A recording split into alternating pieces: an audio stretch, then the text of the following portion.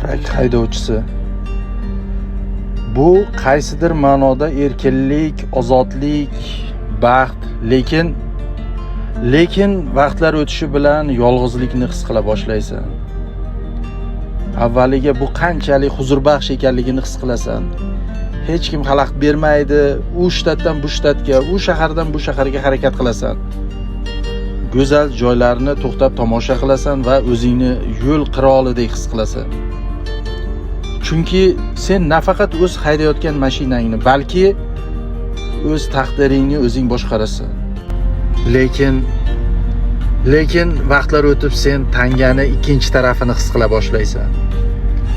Yaqinlaring, qarindoshlaring, oshna-og'aynilaring bilan o'sha shirin damlarni o'tkazib yuborayotganligingni his qila boshlaysan.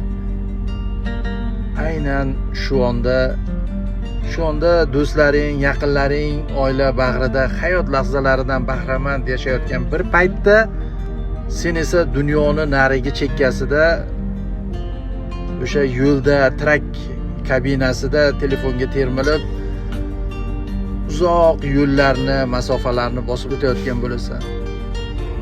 Yo'l esa senga hamroh, lekin bu erkinlik, bu baxtni sen bilan baham ko'radigan, xotiralarni bo'lishadigan hech kim yo'q yoningda. Shunday ekan, to'g'ri, bu qaysidir ma'noda bu erkinlik, bu baxt, lekin bu baxt juda narxi baland.